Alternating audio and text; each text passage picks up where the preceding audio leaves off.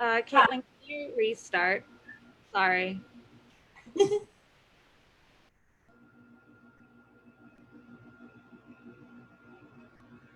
I'm sorry.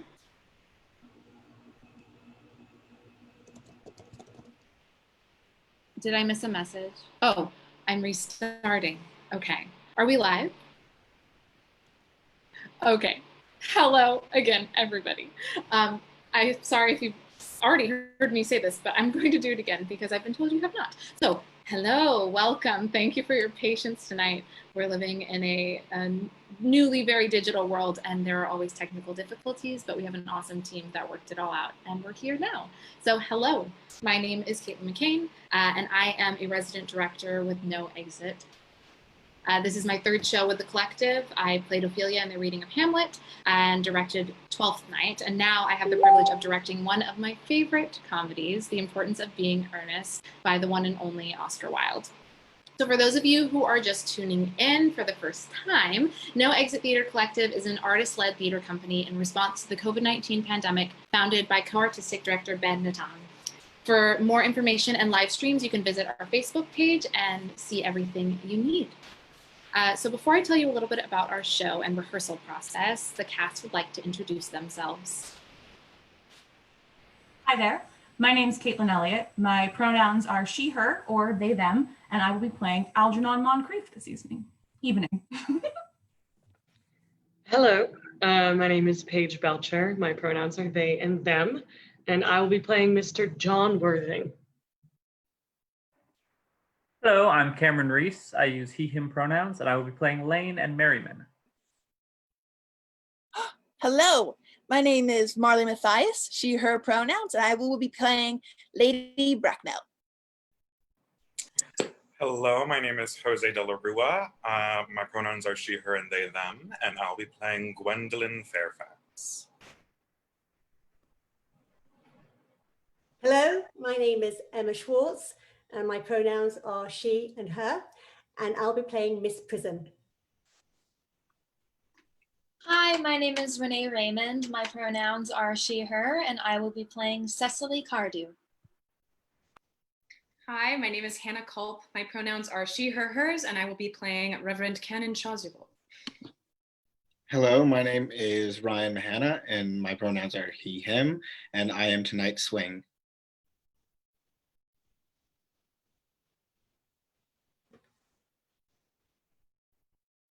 Thank you all so much. Okay, so I'm going to make this short and sweet. I have to say that I have had such a phenomenal time working with this very creative and absolutely hilarious cast. Last night during our dress rehearsal, I had this feeling of, I saw everyone in their costume and makeup and hair, and I said, oh, I'm excited to watch this. This is going to be good, even though we've been rehearsing all week. And it was kind of the first time I had that feeling of like, ooh, I'm excited to see this piece of theater in this Zoom world in that really visceral way. So I hope that you feel the same tonight after seeing a little tidbit of our cast in their costumes, hair, and makeup. And I hope that you all take this opportunity to laugh at the personas that we all put on, that we are asked to put on by society, and realize how ridiculous it is that we play these games so constantly.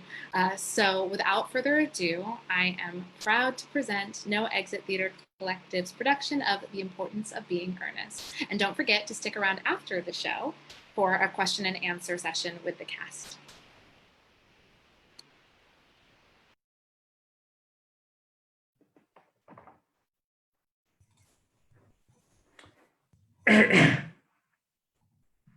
Act 1. Morning room in Algernon's flat on Half Moon Street. The room is luxuriously and artistically furnished, and the sound of a piano is heard in the adjoining room. Did you hear what I was saying? I didn't think it polite to listen, sir.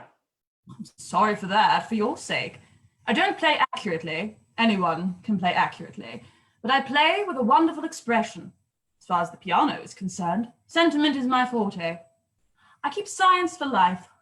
Yes, sir. Oh, by the way, Lane, I see from your book, on Thursday night, when Lord Shorman and Mr. Worthing were dining with me, 8 bottles of champagne are entered as being consumed. Yes, sir. 8 bottles and a pint. Why is it that a bachelor's establishment, the servants invariably drink the champagne? I merely ask for information.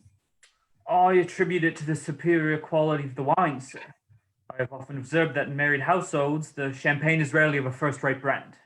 Good heavens, is marriage so demoralizing as that? I believe it is a very pleasant state, sir. I've had very little experience of it myself up to the present. I've only been married once. That was in consequence of a misunderstanding between myself and a young person. I don't think I am much interested in your family life, Lane. No, sir. It is not a very interesting subject. I never think of it myself. Very natural, I am sure. That will do, Lane. Thank you. Thank you, sir. Lane's views on marriage seem somewhat lax. Really, if the lower orders don't set us a good example, what on earth is the use of them? They seem, as a class, to have absolutely no sense of moral responsibility. Mr. Earnest Worthington. How are you, my dear Ernest? What brings you to town? Oh, a pleasure, a pleasure. What else should bring one anywhere? Eating as usual, I see, Algie. I believe it is customary in good society to take some slight refreshment at 5 o'clock. Where have you been since last Thursday? In the country. What on earth do you do there? When one is in town, one amuses oneself. When one is in the country, one amuses other people. It is excessively boring. And who are these people you amuse? And how immensely you must amuse them. Yes, of course. Hello. Why all these curves? Why such reckless extravagance in one so young? Who is coming to tea? Oh, merely Aunt Augusta and Gwendolen. Ah, how perfectly delightful. Yes, that is all very well, but I am afraid Aunt Augusta won't quite approve of your being here. May I ask why? My dear fellow, the way you flirt with Gwendolen is perfectly disgraceful. It's almost as bad as the way she flirts with you. I am in love with Gwendolen. I have come up to town expressly to propose to her. I thought you had come up for pleasure. I call that business. How utterly unromantic you are. I really don't see anything romantic in proposing. It's very romantic to be in love, but there is nothing romantic about a definite proposal. Why, one may be accepted. One usually is. And then the excitement is all over. The very essence of romance is uncertainty. If I ever get married, I'll certainly try to forget the fact. I have no doubt about that, dear Algie. The divorce court was specially invented for people whose memories are so curiously constituted. Oh, there is no use speculating on that subject. Divorces are made in heaven. You behave as if you are married to her already. You are not married to her already, and I don't think you ever will be. Why on earth do you say that? Well, in the first place, girls never marry the men they flirt with. Girls don't think it right. Oh, that is nonsense. It isn't. It is a great truth. It accounts for the extraordinary number of bachelors that one sees all over the place. In the second place, I don't give my consent. Your consent? My dear fellow, Gwendolen is my first cousin, and before I allow you to marry her, you will have to clear up the whole question of Cecily. Cecily? What on earth do you mean? What do you mean, Algie, by Cecily? I don't know anyone the name of Cecily. Lane, bring me the cigarette case Mr. Worthing left in the smoking room last time he dined here. Do you mean to say you have had my cigarette case all this time? Oh, I wish to goodness you had let me know. I've been writing frantic letters to Scotland Yard about it. I was very nearly offering a large reward.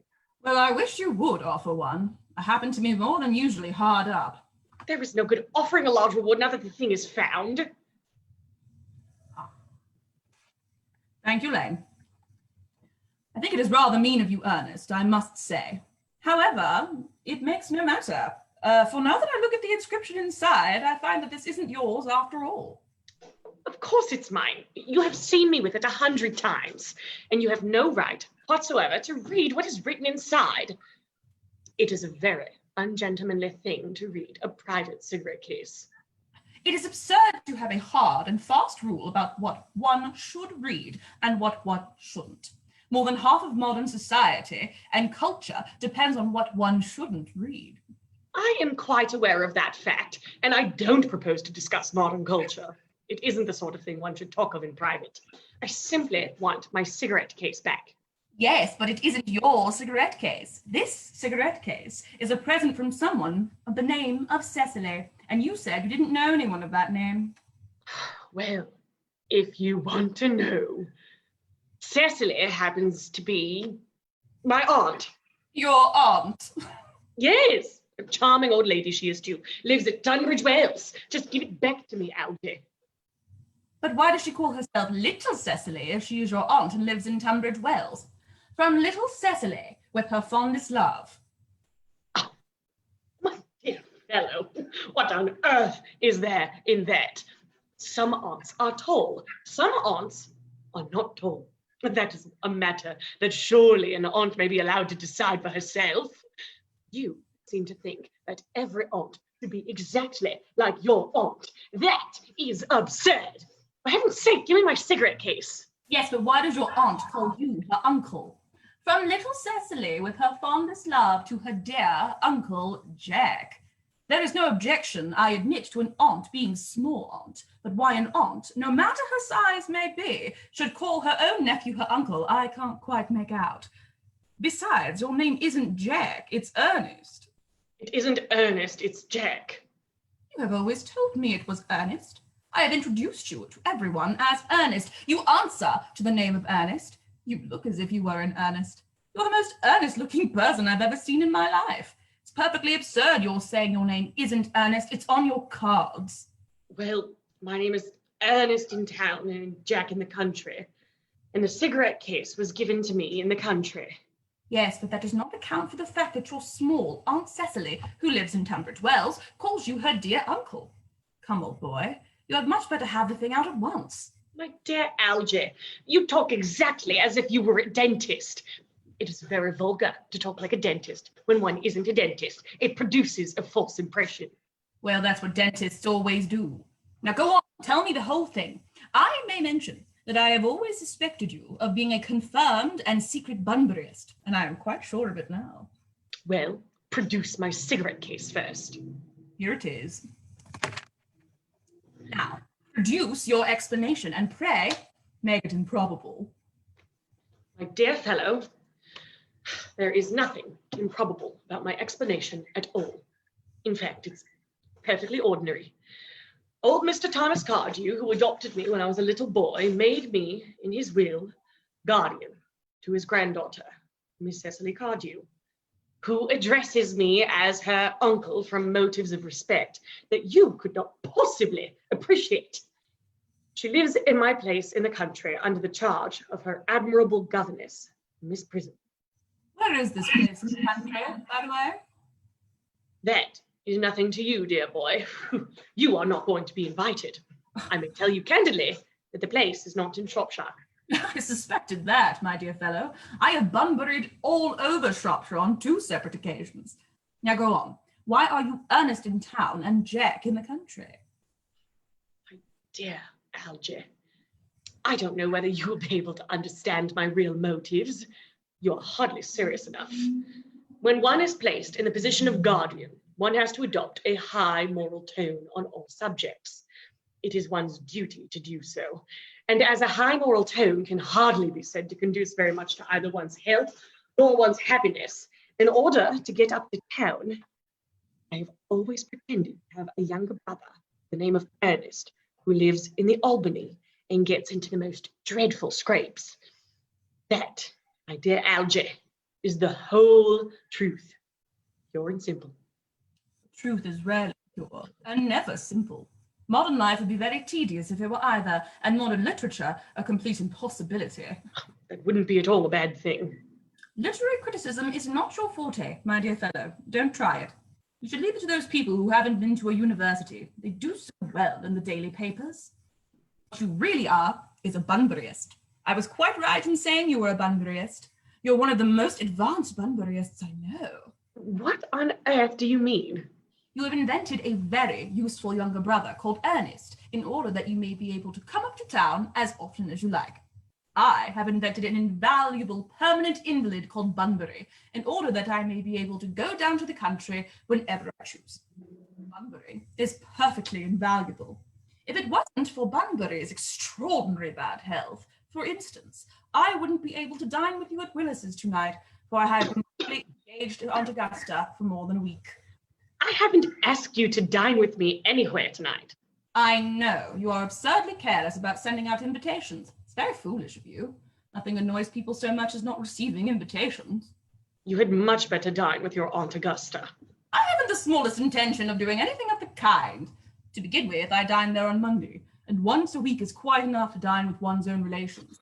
In the second place, whenever I do dine there, I am always treated as a member of the family, and set down to either no woman at all or two. In the third place, I know perfectly well whom she will place me next to tonight. She'll place me next to Mary Farquhar, who always flirts with her own husband across the dinner table. That's not very pleasant. The amount of women in London who flirt with their own husbands is perfectly scandalous. It looks so bad. It's simply washing one's clean linen in public. For heaven's sake, don't try to be cynical. It's perfectly easy to be cynical. My dear fellow, it isn't easy to be anything nowadays. There's such a lot of beastly competition about. Ah, that must be Aunt Augusta. Only relatives or creditors ring in that Wagnerian manner. Now, I get her out of the way for 10 minutes so that you can have an opportunity of proposing to Gwendolen. May I dine with you tonight at Willis's? I suppose so, if you want to.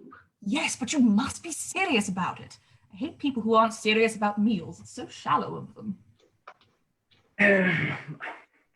Lady Bracknell and Miss Fairfax. Good afternoon, dear Algernon. I hope you are behaving well. I am feeling very well, Aunt Augusta.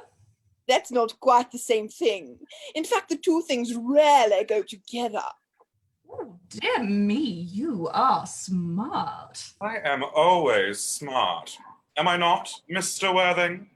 You're quite perfect, Miss Fairfax. Oh, I hope I am not that. It would leave no room for developments, and I intend to develop in many directions.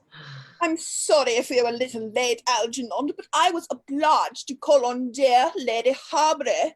I hadn't been there since her poor husband's death. I never saw a woman so altered. She looks quite 20 years younger. And now I'll have my cup of tea. Certainly, Aunt Augusta. Won't you come sit here, Gwendolen? Thanks, Mamma. I'm quite comfortable where I am. It really makes no matter, Algernon. I had some crumpets with Lady Harbury, who seems to me to be living entirely for pleasure now. I hear her hair has turned quite gold from grief. Oh, it certainly has changed its colour. From what cause, I, of course, cannot say. I've quite a treat for you tonight, Algernon. I'm going to send you down with Mary Farquhar. She is such a nice woman and so attentive to her husband. It's delightful to watch them. I am afraid, Aunt Augusta, that I shall have to give up the pleasure of dining with you tonight after all. I hope not, Algernon. It would put my table completely out. Your uncle would have to dine upstairs. Unfortunately, he is accustomed to that. It is a great bore, and I need hardly say a terrible disappointment to me. But the fact is, I just had a telegram to say that my poor friend Bunbury is very ill again. They seem to think I should be with him. It is very strange. This Mr. Bunbury seems to suffer from curiously bad health. Yes, poor Bunbury is a dreadful invalid. Well, I must say, Algernon, that I think it is high time that Mr. Bunbury made his mind up whether he was going to live or die. This shilly-shallying with the question is absurd, nor do I in any way approve of the modern sympathy with invalids. I consider it morbid. Come, Algernon.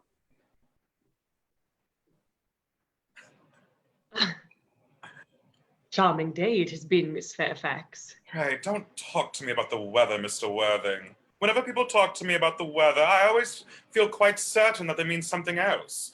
And that makes me so nervous. I do mean something else. I thought so. In fact, I am never wrong. And I would like to be allowed to take advantage of Lady Bracknell's temporary absence. I would certainly advise you to do so. Mama has a way of coming back suddenly into a room that I have often had to speak to her about. Miss Fairfax, ever since I met you, I have admired you more than any girl I have ever met since I met you. Yes, I am quite well aware of the fact. And I often wish that in public, at any rate, you had been more demonstrative. For me, you have always had an irresistible fascination. Even before I met you, I was far from indifferent to you. We live, as I hope you know, Mr. Worthing, in an age of ideals. The fact is constantly mentioned in the more expensive monthly magazines and has reached the provincial pulpits, I am told. And my ideal has always been to love someone of the name of Earnest. There is something in that name that inspires absolute confidence. The moment Algernon first mentioned to me that he had a friend called Earnest, oh, I knew I was destined to love you. You really love me, Gwendolen? Passionately. Oh, darling! You don't know how happy you've made me. My own Earnest! But you don't really mean to say that you couldn't love me if my name wasn't Earnest. But your name is Earnest. Yes, I know it is. But supposing it was something else, do you mean to say you couldn't love me then? That's clearly a metaphysical speculation, and like most metaphysical speculations, has very little reference at all to the actual facts of real life as we know them. Personally, darling, to speak quite candidly, I don't much care about the name of Earnest. I don't think it suits me at all. It suits it perfectly. It is a divine name. It has a music of its own. It produces vibrations. Well, really, Gwendolen, I must say, I think there are lots of other much nicer names. I think Jack, for instance, a charming name. Jack? No. There is very little music in the name Jack, if any at all, indeed. It does not thrill. It produces absolutely no vibrations. I have known several Jacks, and they all, without exception, were more than usually plain. Besides, Jack is a notorious domesticity for John, and I pity any woman who is married to a man called John. Oh, she would probably never be allowed to know the entrancing pleasure of a single moment's solitude. The only really safe name is Earnest. Gwendolen, I must get christened at once. I mean, we must get married at once. There is no time to be lost. Married, Mr. Worthing? Well, surely. You know that I love you, and you led me to believe, Miss Fairfax, that you were not absolutely indifferent to me. I adore you, but you haven't proposed to me yet. Nothing has been said at all about marriage. The subject hasn't even been touched on. Well, may I propose to you now? I think it would be an admirable opportunity. And to spare you any possible disappointment, Mr. Worthing, I think it's only fair to tell you quite frankly beforehand that I am fully determined to accept you. Gwendolen! Yes, Mr. Worthing, what have you got to say to me? You know what I've got to say to you. Yes, but you don't say it.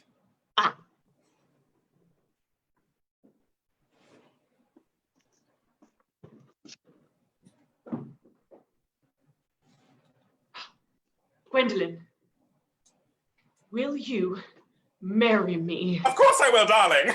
How long have you been about it? I'm afraid you have very little experience in how to propose. My own one, I have never loved anyone in the world but you. Yes, but men often propose for practice. I know my brother Gerald does. All my girlfriends tell me so. Oh, what wonderfully blue eyes you have, Earnest.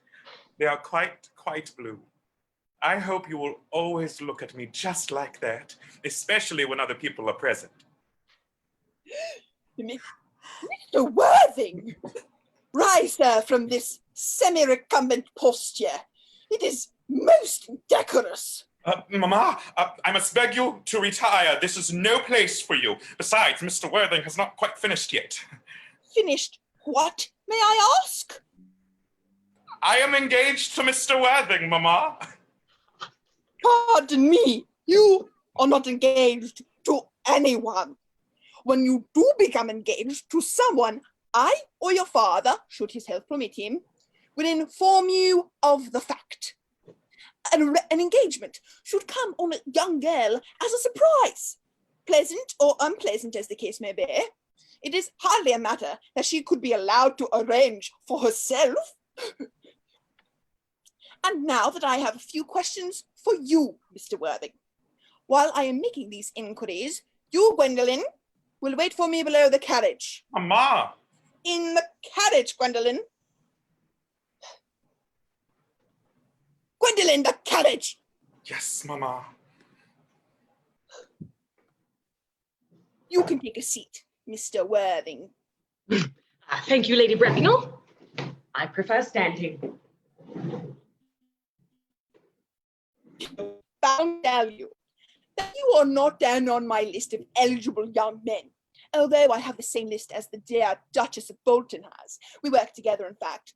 However, I'm quite ready to enter your name, should your answers be what a really affectionate mother requires. Do you smoke? Well, yes, I must admit I smoke. I'm glad to hear it. A man should always have an occupation of some kind. There are far too many idle men in London as it is. How old are you? 29. A very good age to be married at. I have always been of opinion that a man who desires to get married should know either everything or nothing.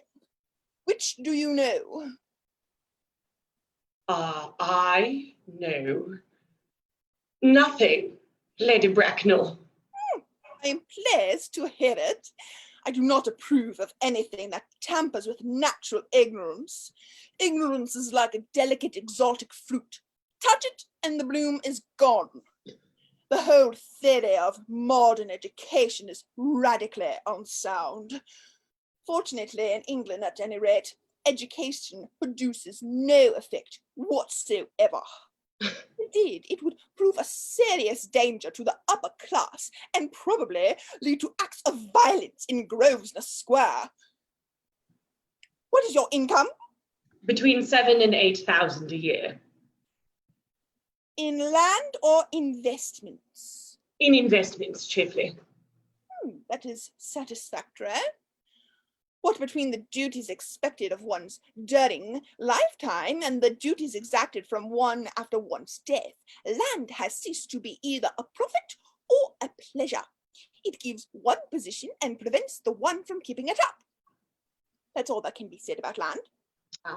I have a country house with some land, of course, attached to it, about 1,500 acres, I believe.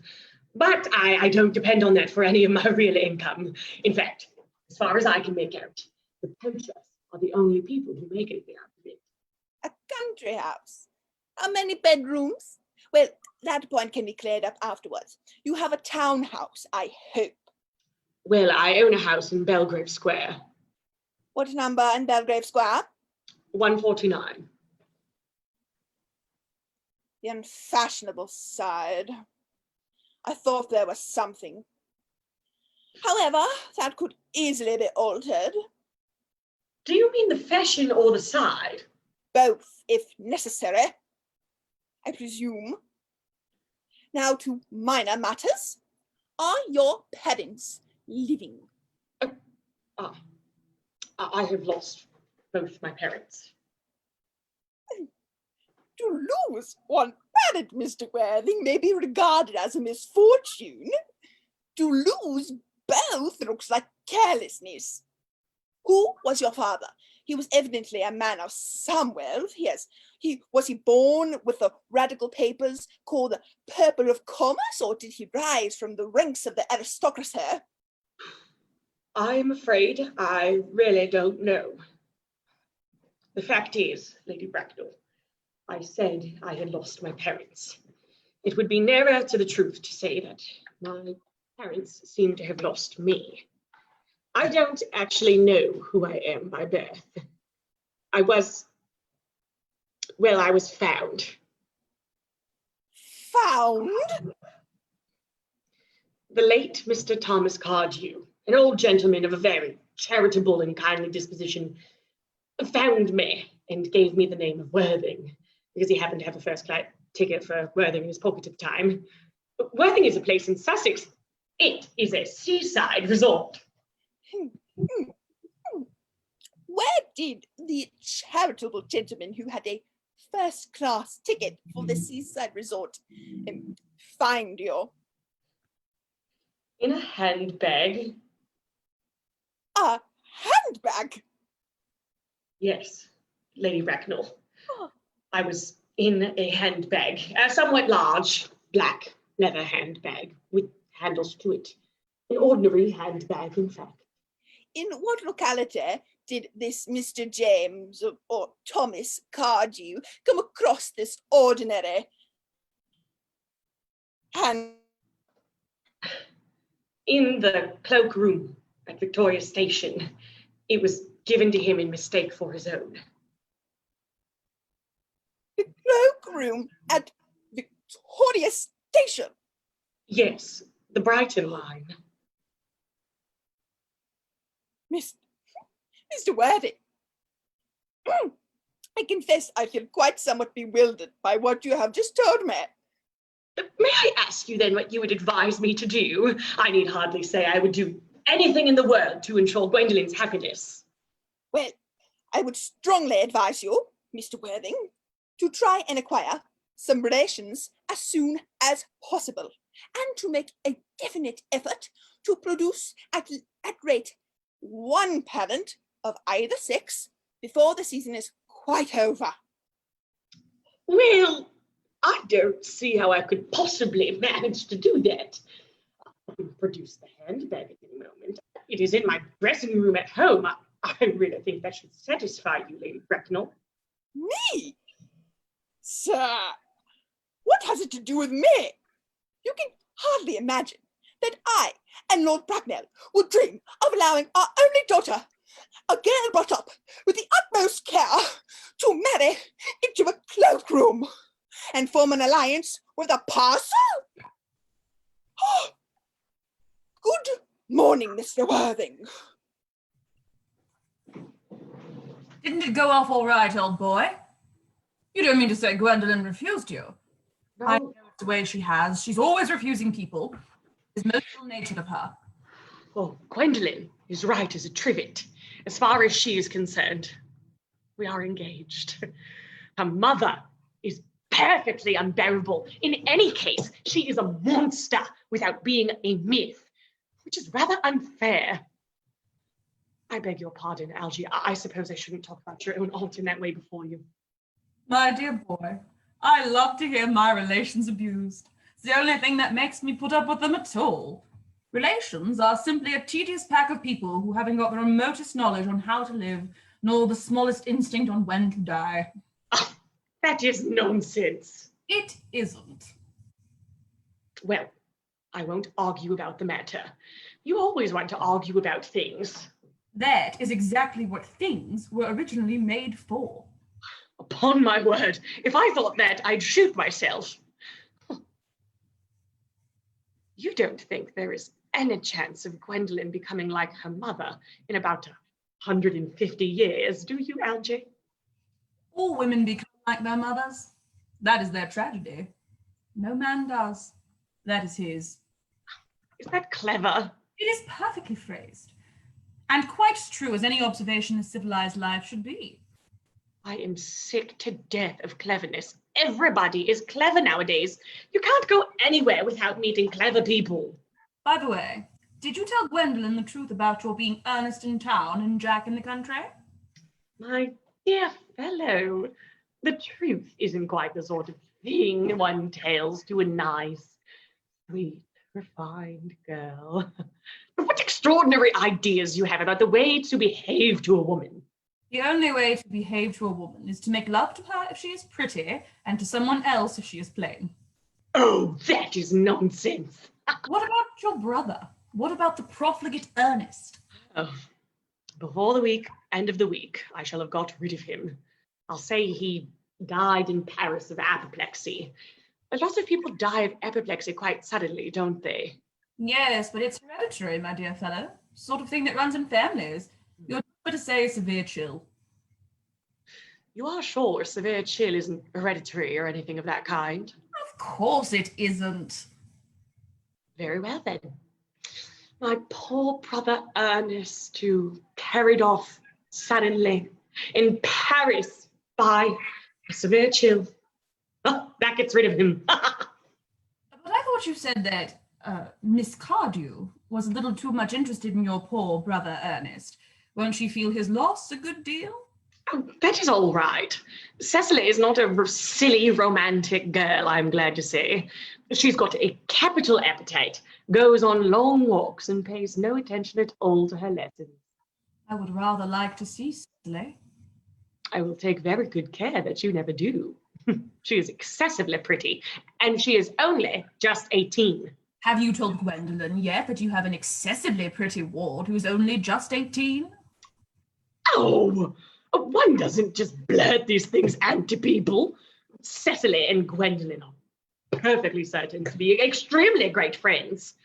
I'll bet you anything like that the half hour after they have met, they will be calling each other sister.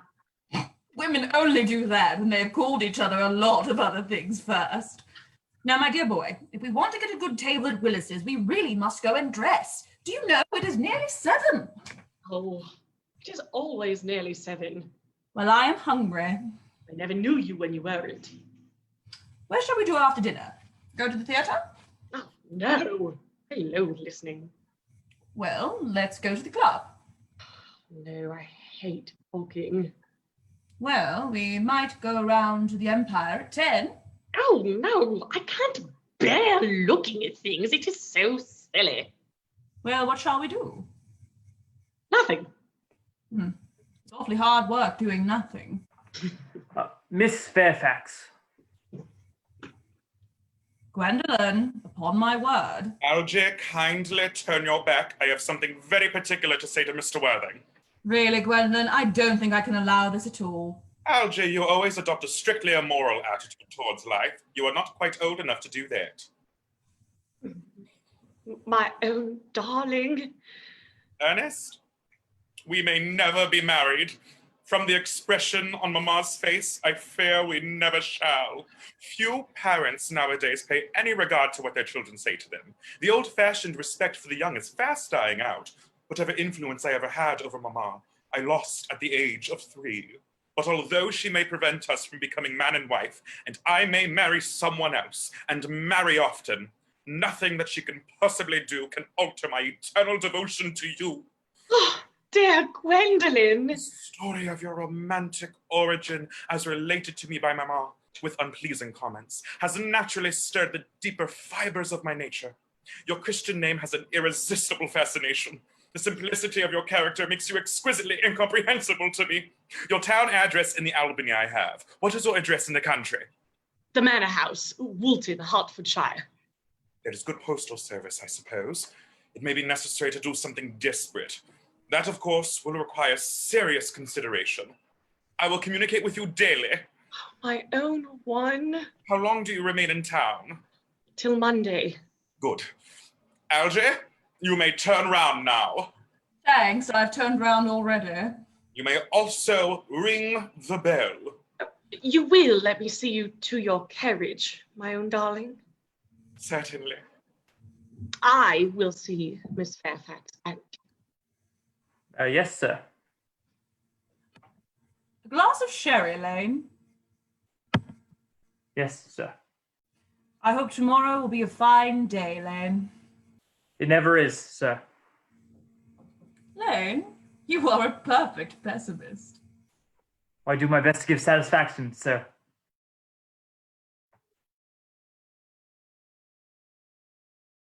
Act 2. Garden at the Manor House. A flight of grey stone steps leads up to the house. The garden is an old-fashioned one, full of roses. Time of year, July. Basket chairs and a table covered with books are set under a large yew tree.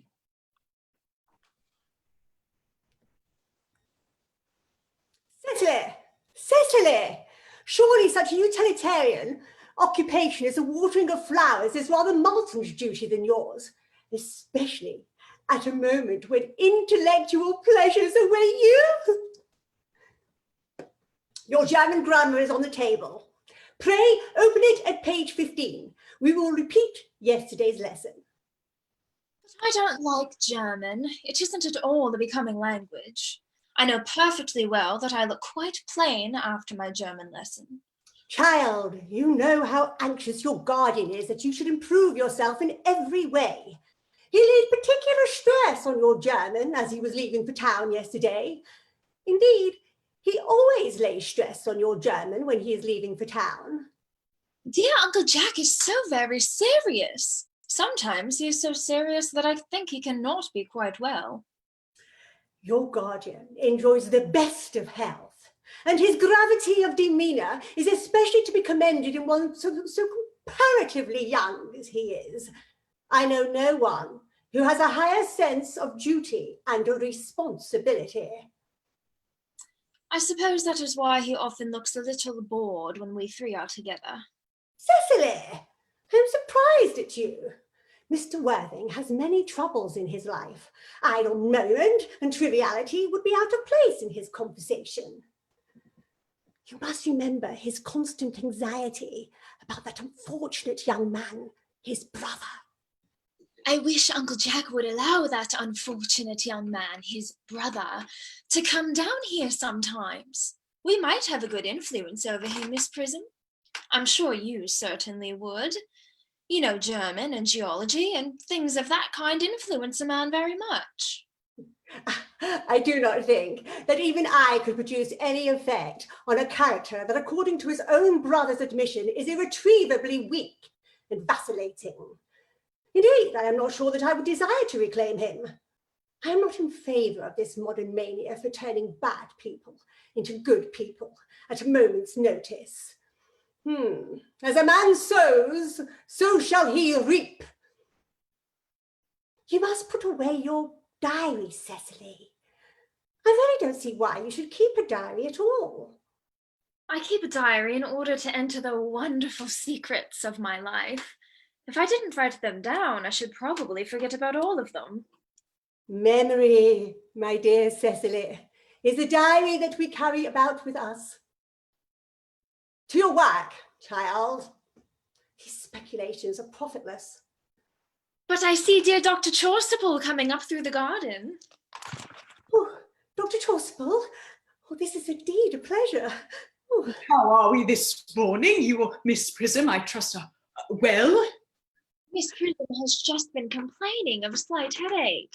I think it would do her so much good to have a short stroll with you in the park, Dr. Chasuble. Cecily, I have mentioned nothing about a headache. No, dear Miss Prism, I know that. But I felt instinctively that you had a headache. Indeed, I was thinking about that and not about my German lesson when the rector came in. I hope, Cecily, you are not inattentive. Oh, I'm afraid I am. That is strange. Were I Miss Prism's pupil, I would hang upon her lips. I spoke metaphorically. My metaphor was drawn from bees. Mr. Worthing, I suppose, has not yet returned from town. We do not expect him till Monday afternoon. Ah, yes, he usually likes to spend his Sunday in London. He is not one of those whose sole aim is enjoyment, as by all accounts that unfortunate young man his brother seems to be. But I must not disturb Egeria and her pupil any longer. Egeria? My name is Letitia, Doctor. A classical allusion, merely, drawn from the pagan authors. I shall see you both, no doubt, at evensong. I think, dear Doctor, I will have a stroll with you.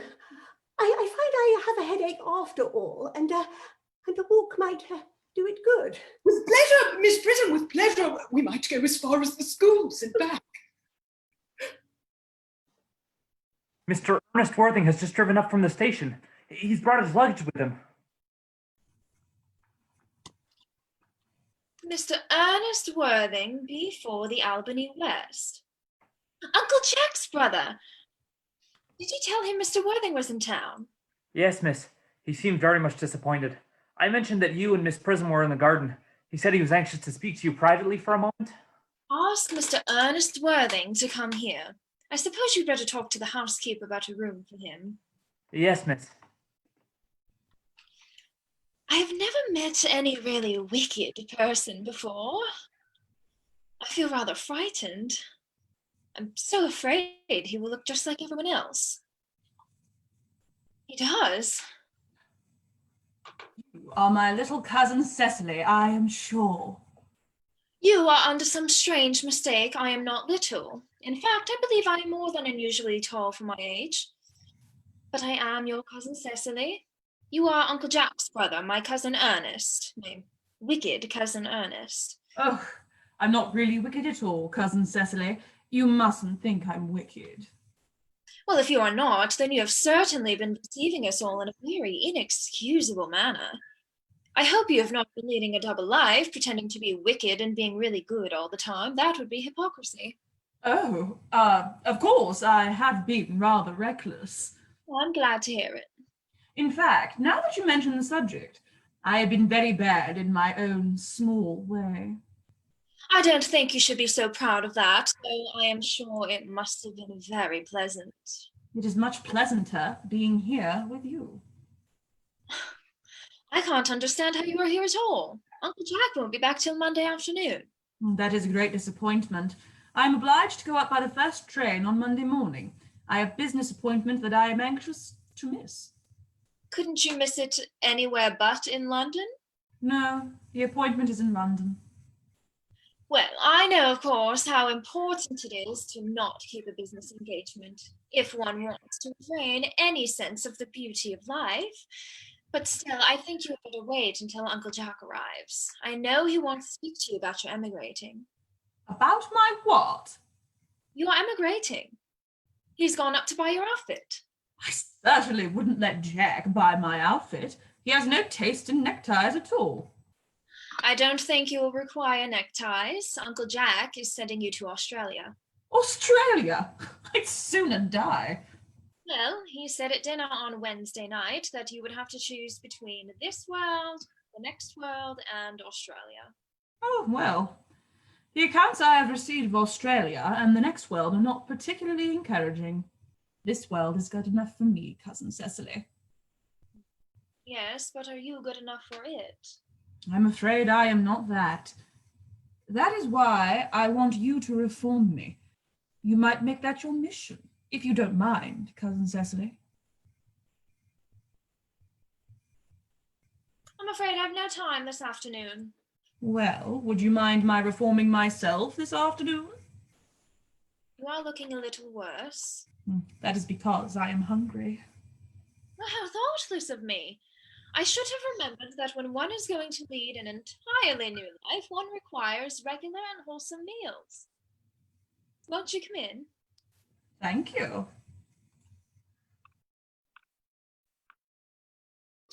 You are too much alone, dear Dr. Chasuble. You should get married. A misanthrope, I can understand. A woman-throp, never. Believe me, I do not deserve so neologistic a phrase. The precept, as well as the practice of the primitive church, was distinctly against matrimony. That is obviously the reason why the primitive church has not lasted up to the present day. And do you not seem to realize, dear doctor, that by persistently remaining single, a man converts himself into a permanent temptation? Men should be more careful. This very celibacy leads to weaker vessels astray. But is a man not equally attractive when married? No married man is ever attractive, except to his wife. And often I've been told, not even to her. That depends on the intellectual sympathies of the woman. Maturity can always be depended on. Ripeness can be trusted. Young women are green. I spoke horticulturally. My metaphor was drawn from the fruits. But where is Cecily? Perhaps she followed us to the schools. Mr. Worthing! Mr. Worthing? This is indeed a surprise. We did not look for you till Monday afternoon. I have returned sooner than I expected. Dr. Chasuble, I hope you are well. Dear Mr. Worthing, I trust this garb of woe does not betoken some terrible calamity. My brother. More shameful debts and extravagance? Still leading his life of pleasure. Dead. Your brother Ernest? Dead? Quite dead. What a lesson for him. I trust he will profit by it. Mr. Worthing, I offer you my sincere condolence. You at least have the consolation of knowing that you are always the most generous and forgiving of brothers. Poor Ernest. He had many faults, but it is a sad, sad blow. Sad indeed. Were you with him at the end? No. He died abroad, in Paris. I had a telegram last night from the manager of the Grand Hotel. Was the cause of death mentioned? A severe chill, it seems. As a man sows, so shall he reap. Charity! Miss Prism, charity. None of us are perfect. I myself am peculiarly susceptible to draughts. Will the interment take place here? No. He seems to have expressed a desire to be buried in Paris. Paris! I fear that hardly points to any very serious state of mind at the last. You no doubt wish me to make some slight allusion to this tragic domestic affliction next Sunday. My sermon on the meaning of the manna in the wilderness can be adapted to almost any occasion, joyful, or, as is the present case, distressful. I've preached it at harvest celebrations, christenings, confirmations, on days of humiliation and festal days. The last time I delivered it was at the cathedral as a charity sermon on behalf of the Society for the Prevention of Discontentment among the Upper Orders. The bishop, who was present, was much struck by some of the analogies I drew. Ah, that reminds me. You mentioned christenings, I think, Dr. Chasuble. I suppose you know how to christen all right. It is, I regret to say, one of the rector's most constant duties in the parish. I have often spoken to the poor classes on the subject, but they don't seem to know what thrift is. But is there any particular infant in whom you are interested, Mr. Worthing? Your brother was, I believe, unmarried, was he not? Oh, yes. People who live entirely for pleasure usually are. But it is not for any child, dear doctor. I would like to be christened myself this afternoon, if you have nothing better to do. But surely, Mr. Worthing, you have been christened already. I don't remember anything about it. But have you any grave doubts on the subject? I certainly intend to have. Of course, I don't know if the thing would bother you in any way, or if you think I'm a little too old now. Not at all. The sprinkling, and indeed the immersion of adults, is a perfectly canonical practice. Immersion? You need have no apprehensions. Sprinkling is all that is necessary, or indeed I think advisable. Our weather is so changeable. At what hour do you wish the ceremony to be performed? Would 5:30 do? Admirably. And now, dear Mr. Worthing, I will not intrude any longer into a house of sorrow. I would merely beg you not to be too much bowed down by grief. What seems to us bitter trials are often blessings in disguise. And this seems to me a blessing of an extremely obvious kind. Uncle Jack, I'm so pleased to see you back. But what horrid clothes you've got on. Do go and change them. Cecily! My child. What's the matter, Uncle Jack? Do look happy. You look as if you've had a toothache, and have I got such a surprise for you? Who do you think is in the dining room? Your brother. Who? Your brother Ernest. He arrived about half an hour ago. What nonsense. I haven't got a brother. Oh, don't say that. However badly he may have behaved to you in the past, he is still your brother. You couldn't be so heartless as to disown him. I'll tell him to come out and you will shake hands with him, won't you, Uncle Jack? These are very joyful tidings. after we had all been resigned to his loss. His sudden return seems to me peculiarly distressing. My brother is in the dining room. I don't know what it all means. I think it is perfectly absurd. Oh, good heavens. Brother John, I have come down from town to tell you that I am very sorry for all the trouble I have given you, and that I intend to lead a better life in the future.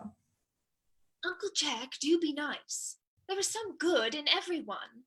Ernest has just been telling me about his poor invalid friend, Mr. Bunbury, who he goes to visit so often. And surely there must be good in one who is kind to an invalid and leaves the pleasures of London to sit by a bed of pain. Oh, he's been talking about Bunbury, has he? Yes, he has told me all about poor Mr. Bunbury and his terrible state of health. Bunbury! Well, I won't have him talk to you about Bunbury or anything else. It is enough to drive one perfectly frantic. Of course, I admit that the faults were all on my side. But I must say, I think that Brother John's coldness to me is peculiarly painful.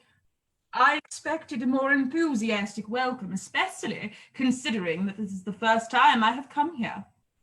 It's pleasant, is it not, to see so perfect a reconciliation? I think we might leave the two brothers together. Cecily, you will come with us. Certainly, Miss Prism. My little task of reconciliation is over. You have done a beautiful action today, my child. We must not be premature in our judgments. I feel very happy. You young scoundrel, Alger, you must get out of this place as soon as possible. I've put Mr. Earnest's things in the room next to yours, sir. I suppose that is all right. What? Mr. Earnest's luggage, sir. I've unpacked it and put it in the room next to your own. His luggage? Yes, sir.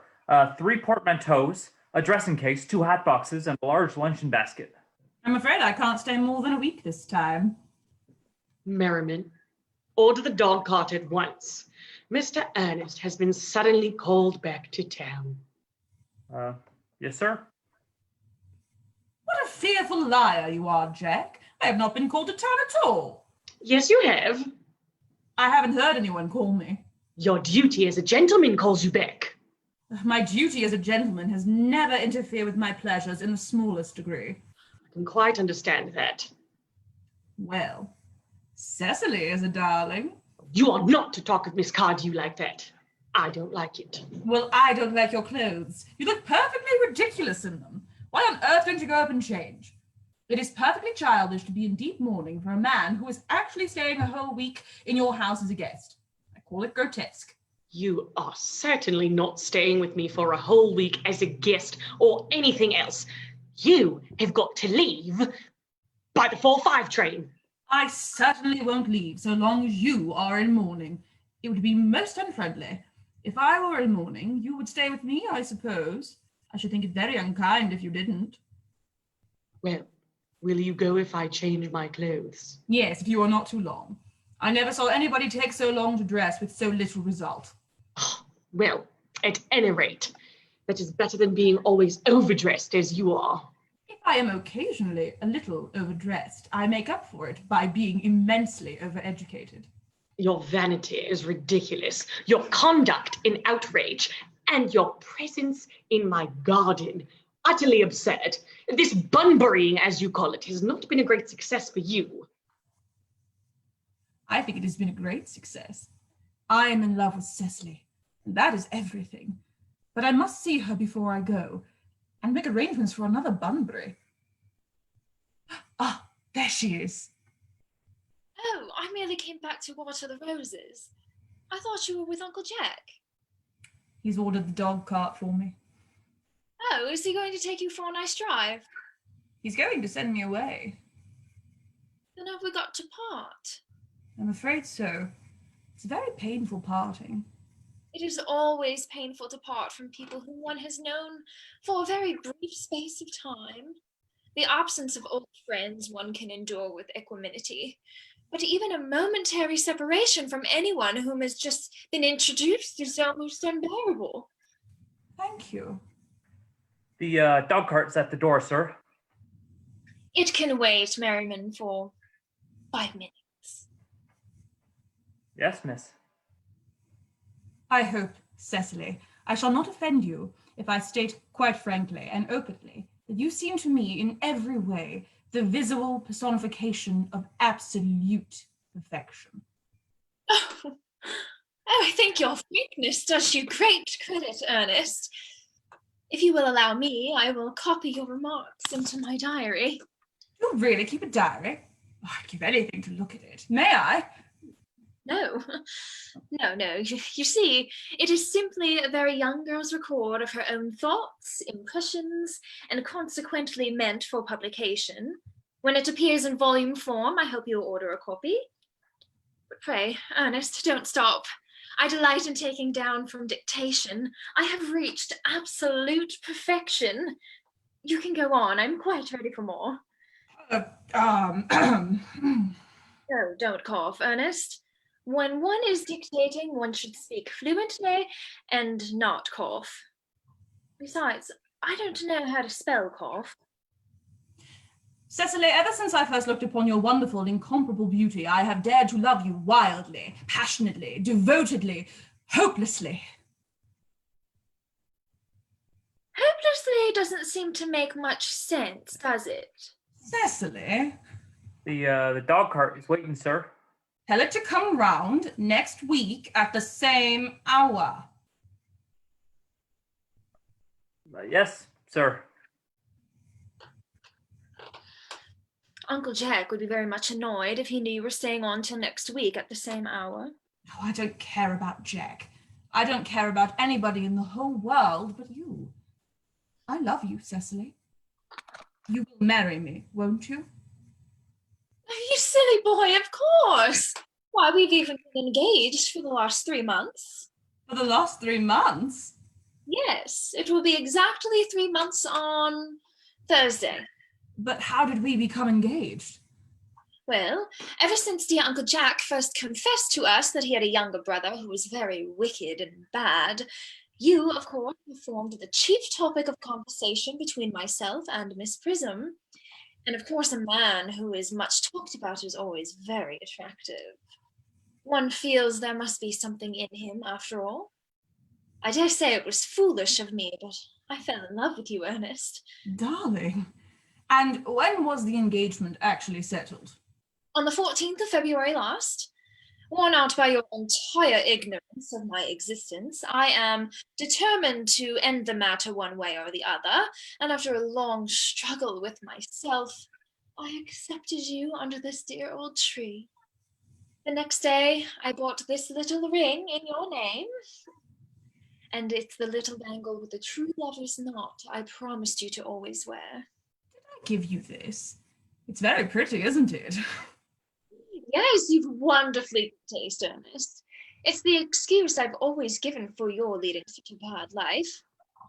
And in this box is where I've kept all of your letters. My letters? But my own sweet Cecily, I have never written you any letters. You needn't hardly remind me of that, Ernest.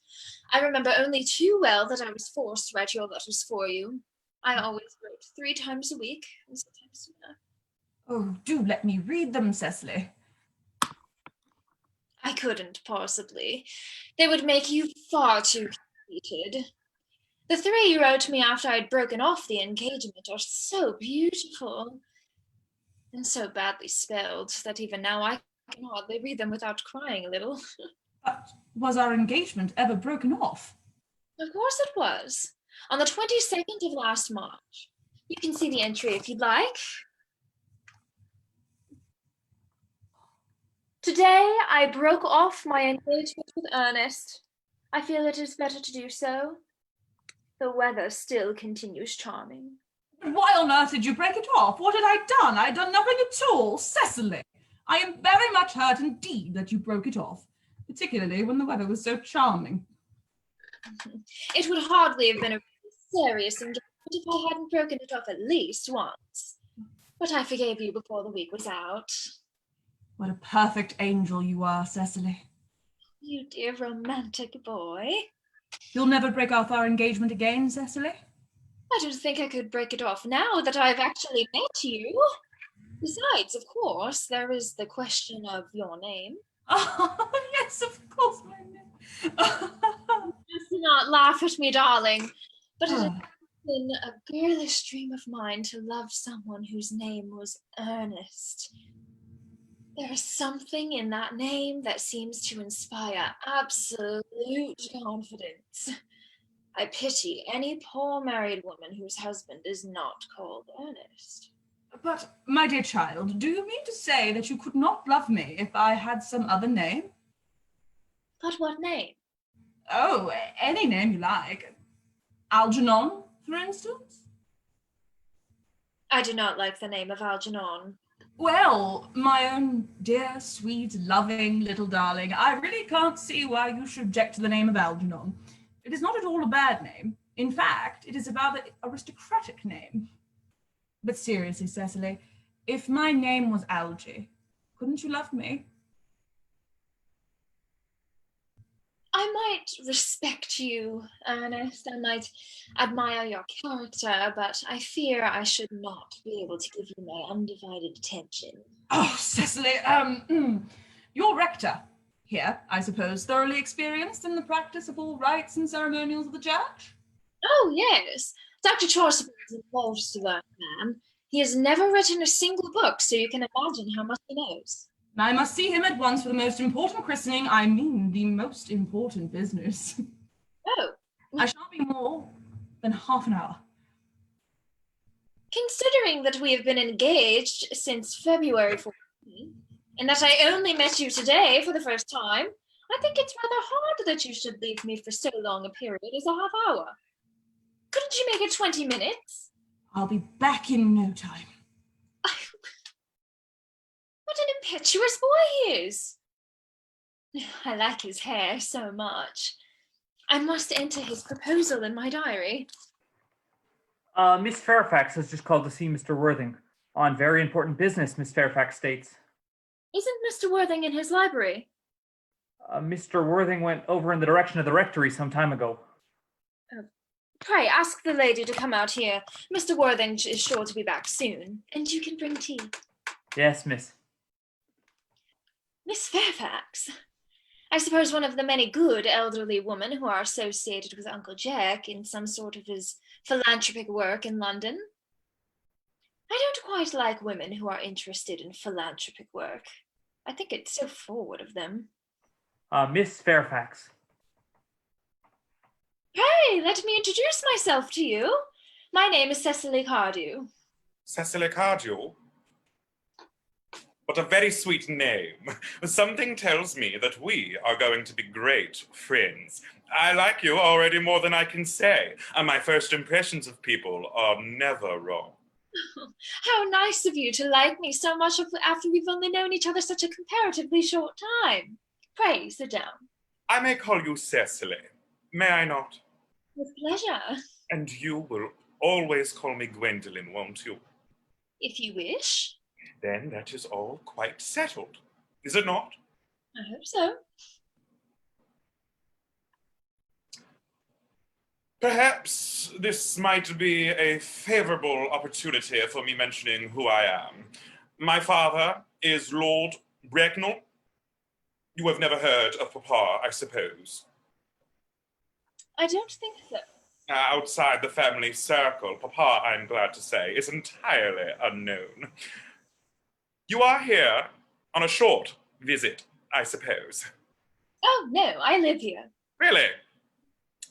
Your mother, no doubt, or some female relative of advanced years resides here also?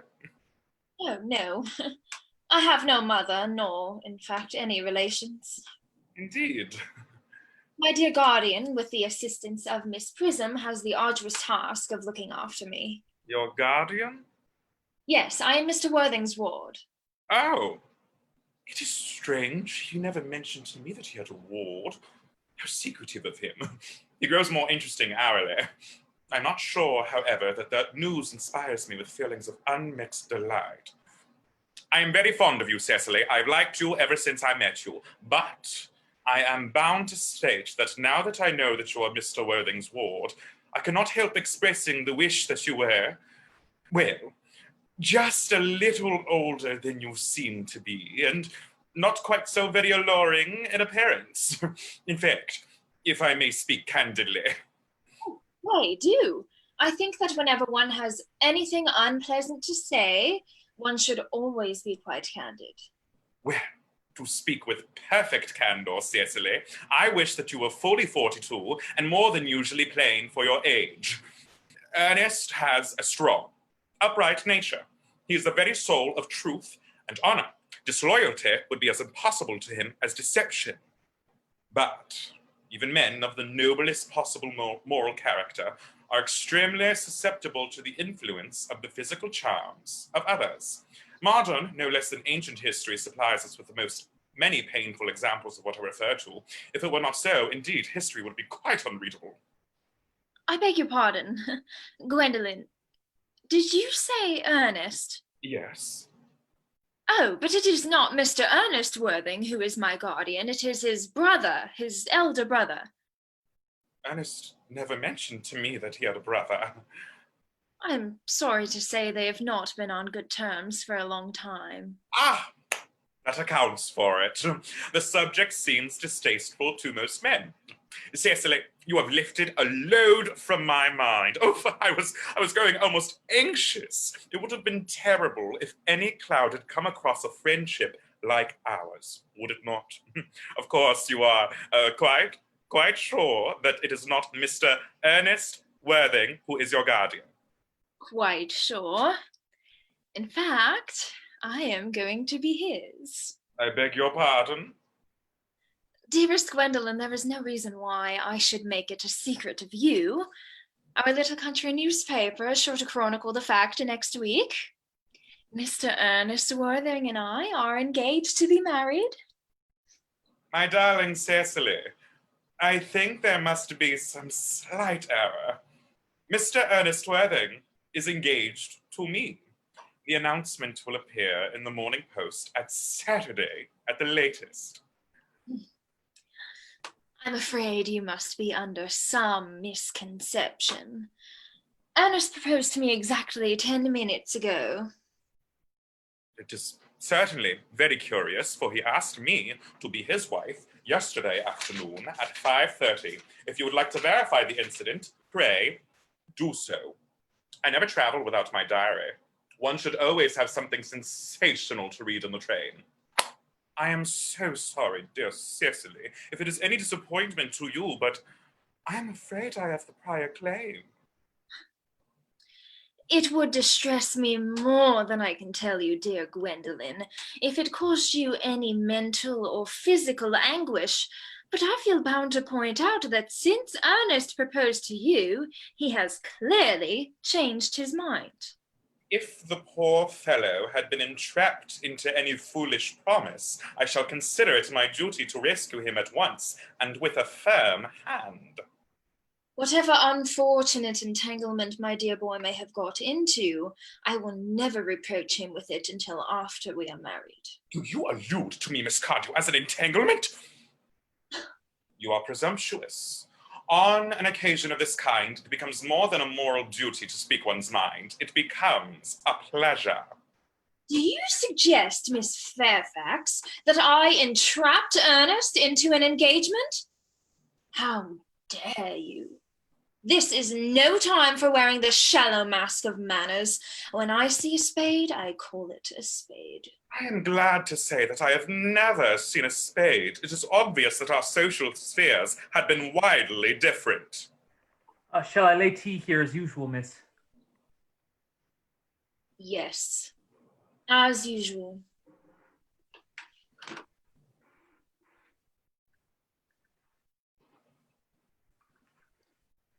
Are there many interesting walks in the vicinity, Miss Cardew? Oh, yes, a great many. From the top of one, the hill's quite close. One can see 5 counties. 5 counties? Oof, I don't think I should like that. I hate crowds. I suppose that's why you live in town. Quite a well-kept garden this is, Miss Cardew. So glad you like it, Miss Fairfax. I had no idea there were any flowers in the country. Oh, flowers are as common here, Miss Fairfax, as people are in London. Personally, I cannot understand how anybody manages to exist in the country, if anybody who is anybody does. The country always bores me to death. Ah, this is what the newspapers call agricultural depression, is it not? I believe the aristocracy are suffering very much from it just at present. It is almost an epidemic amongst them, I have been told. May I offer you some tea, Miss Fairfax? Thank you. Sugar? No, thank you. Sugar is not fashionable anymore.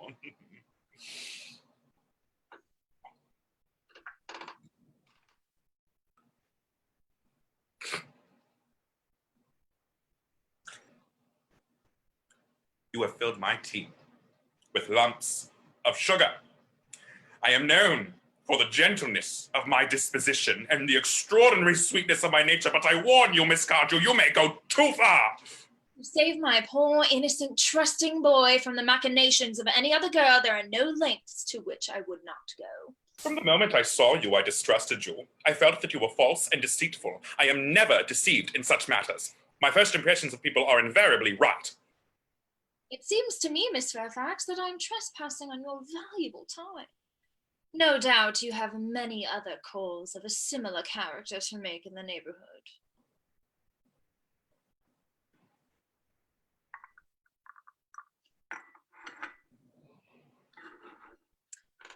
I wonder what...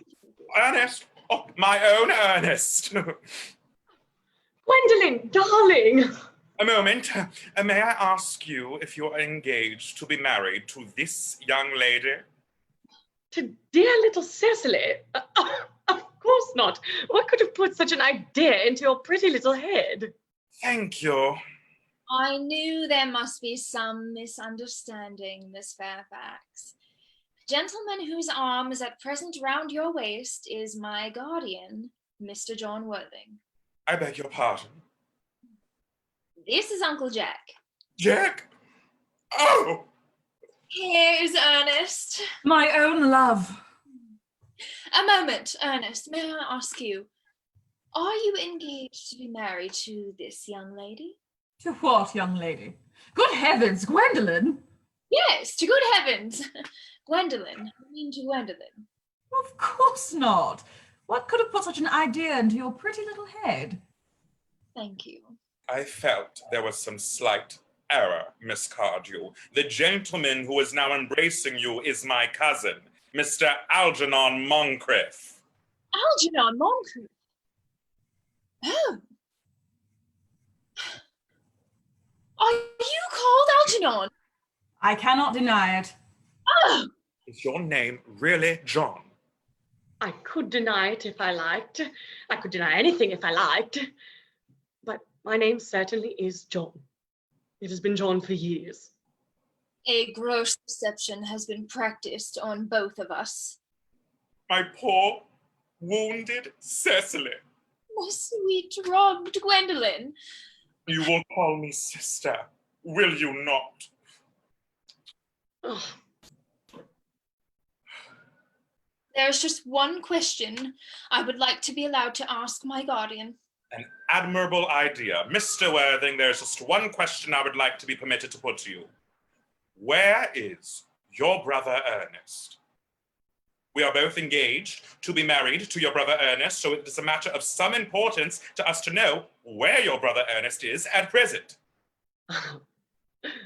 Gwendolen, Cecily, it is very painful for me to be forced to speak the truth. It is the first time in my life that I have ever been reduced to such a painful position, and I'm really quite inexperienced in doing anything of the kind. However, I will tell you quite frankly that I have no brother Ernest. I have no brother at all. I never had a brother in my life, and I certainly have not the smallest intention of ever having one in the future. No brother. son. You never a brother of any kind. Never, not even of any kind. I am afraid it is quite clear, Cecily, that neither of us is engaged to be married to anyone. It is not a very pleasant position for a young girl suddenly to find herself in, is it? Let us go into the house. They will hardly venture to come after us there. Men are cowardly, aren't they? Good heavens. You have an absolutely trivial nature. Oh, you won't be able to run down to the country quite so often as you used to do, dear Algie. And a very good thing, too.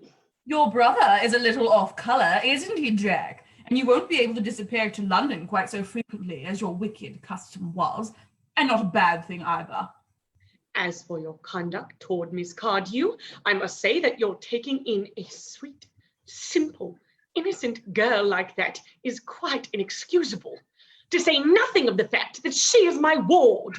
I can see no possible defence at all in your deceiving a brilliant, clever, thoroughly experienced young lady like Miss Fairfax, to say nothing of the fact that she is my cousin.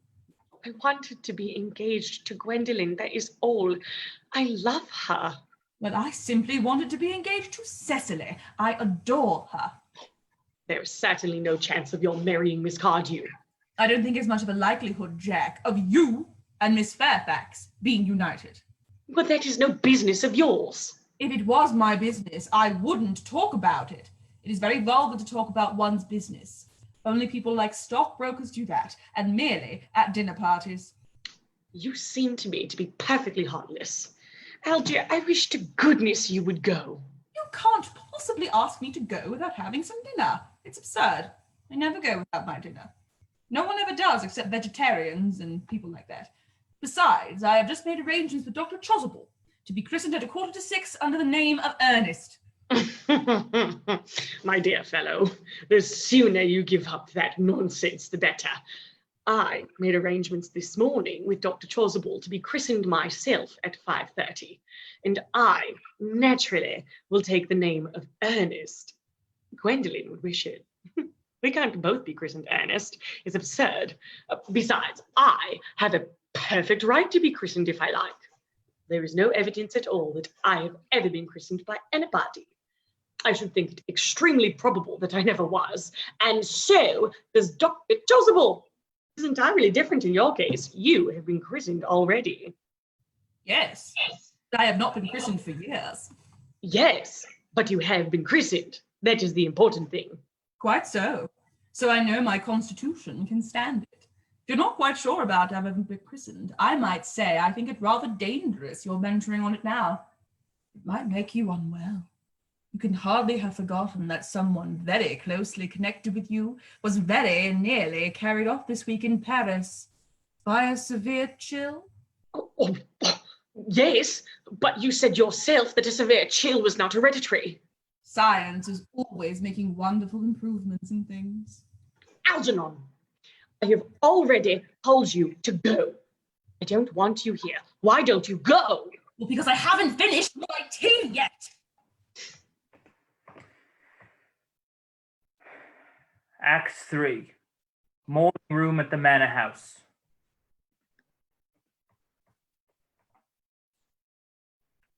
The fact that they did not follow us at once into the house, as anyone else would have done, seems to me to show that they have some sense of shame left. They've been eating muffins. That looks like repetence. They don't seem to notice us at all. Couldn't you cough? But I haven't got a cough. They're looking at us. What effrontery. They're approaching, very forward of them. Let us preserve a dignified silence. Certainly. It's the only thing to do now.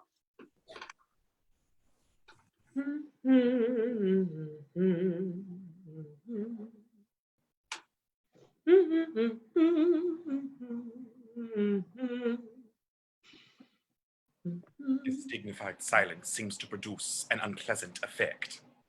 The most distasteful one. But we will not be the first to speak. Certainly not.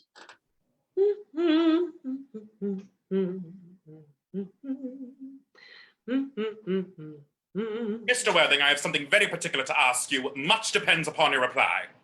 Gwendolen, your common sense is invaluable. Mr. Moncrieff, kindly answer me the following question. Why did you pretend to be my guardian's brother? In order that I might have an opportunity of meeting you. That certainly seems a satisfactory explanation, does it not? Dear, if you can believe him. I don't. But that does not affect the wonderful beauty of his answer. True. In matters of grave importance, style, not sincerity, is the vital thing. Mr. Worthing, what explanation can you offer to me for pretending to have a brother? Was it in order that you might have an opportunity of coming up to town to see me as often as possible? Can you doubt it, Miss Fairfax? I have the gravest doubts upon the subject, but I intend to crush them. This is not the moment for German skepticism. The explanations appear to be quite satisfactory, especially Mr. Worthing's. That seems to have the stamp of truth upon it. I am more than content with what Mr. Moncrieff said. His voice alone inspires one with absolute credulity. Then you think we should forgive them? Yes. I mean, no. Oh, I had forgotten there are principles at stake that one cannot surrender. Which of us should tell them? The task is not a pleasant one. Could we both not speak at the same time? An excellent idea. I nearly always speak at the same time as other people. Will you take the time from me? Certainly. You're still insuperable. That all. Our Christian names. Is that all? But we are going to be christened this afternoon. For my sake, you are prepared to do this terrible thing? I am. To please me, you are ready to face this fearful ordeal? I am. Darling! Darling. Lady Bracknell. Oh, good heavens! Gwendolen, what does this mean? Merely that I am engaged to be married to Mr. Worthing, Mama. Come here. Sit down immediately. Apprised, sir, of my daughter's sudden flight by her trusty maid, whose confidence I purchased by means of a small coin. I followed her at once by a luggage train. But of course, you will clearly understand that all communication between yourself and my daughter must cease immediately from this moment. On this point, as indeed on all points, I am firm.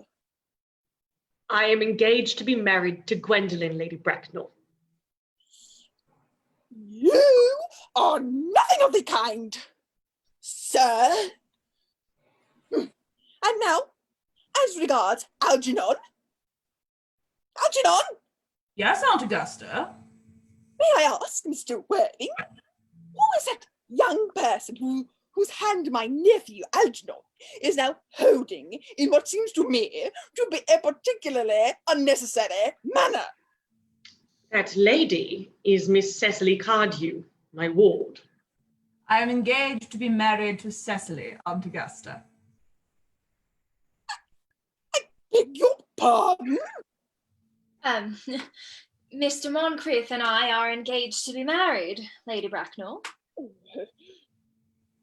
I think some preliminary inquiry on my part would not be out of place. Mr. Worthing, is Miss Cardew at all connected with any of the larger railway stations in London? I merely desire information. Miss Cardew is the granddaughter of the late Mr. Thomas Cardew of 149 Belgrave Square, Southwest, Grevers Park, Dorking, Surrey, and the Sporran, Fifeshire, NB. That sounds not unsatisfactory. 3 addresses always inspire confidence, even in tradesmen. But what proof have I of their authenticity? I have carefully preserved the court guides of the period. They are open to your inspection, Lady Bracknell. I have named strange errors in that publication. Miss Cardew's family solicitors are Messrs. Markby, and Markby. Markby. A firm of the very highest position in their profession. Indeed, I am told that one of the Mr. Markbys is occasionally to be seen at dinner parties. So far, I am satisfied. How extremely kind of you, Lady Bracknell. Gwendolen, the time approaches for our departure. We have not a moment to lose. As a matter of form, Mr. Worthing, I had better ask you if Miss Cardew has any little fortune. Oh, about £130,000 in the funds. That is all. Goodbye, Lady Bracknell. So pleased to have seen you. A moment, Mr. Worthing. £130. And the funds. Miss Cardew seems to me a most attractive young lady, now that I look at her. Few girls of the present day have any really solid qualities, any of the qualities that last and improve with time. We live, I regret to say, in an age of surfaces. Come here, girl. Pretty child! Your dress is sadly simple and your hair seems almost as nature might have left it, but we can soon alter that. Kindly turn around, sweet child. Yes, quite as I expected. There are distinct social possibilities on your profile. The two weak points in our age are its want of principle and its want of profile. The chin a little higher, dear. Style largely depends on the way the chin is worn. They are worn very high just at present. Algernon? Yes, Aunt Augusta. There are distinct social possibilities in Miss Cardew's profile. Cecily is the sweetest, dearest, prettiest girl in the whole world. And I don't care twopence about social possibilities. Never speak disrespectfully of society, Algernon. Only people who can't get into it do that.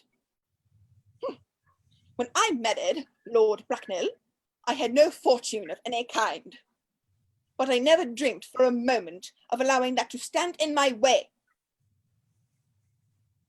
Well, I suppose I must give my consent. Thank you, Aunt Augusta. Thank you, Aunt Augusta. The marriage, I think, had better take place quite soon. To speak frankly, I'm not in favour of long engagements. They give people the opportunity of finding out each other's character before marriage, which I think is never advisable. I beg your pardon for interrupting you, Lady Bracknell. This engagement is quite out of the question. I am Miss Cardew's guardian, and she cannot marry without my consent until she comes of age. That consent I absolutely decline to give. Upon what grounds, may I ask?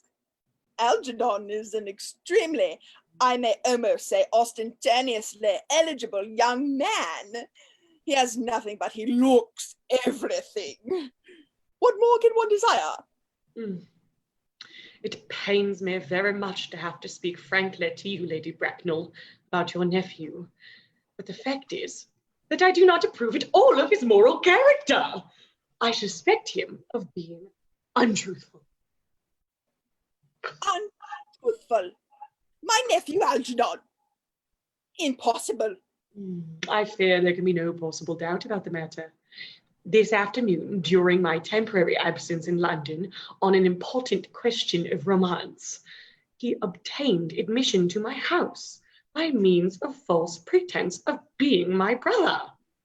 Under an assumed name, he drank, I've just been informed by my butler, an entire bottle of my Pierre Jouet Brut 89. Wine I was specifically reserving for myself. Continuing his disgraceful deception, he succeeded in the course of an afternoon in alienating the affections of my only ward. And what makes his conduct all the more heartless is that he was perfectly well aware from the first that I have no brother, that I never had a brother, and that I don't intend to have a brother, not even of any kind. I distinctly told him so myself yesterday afternoon. Mr. Worthington, after careful consideration, I have decided entirely to overlook my nephew's conduct to you.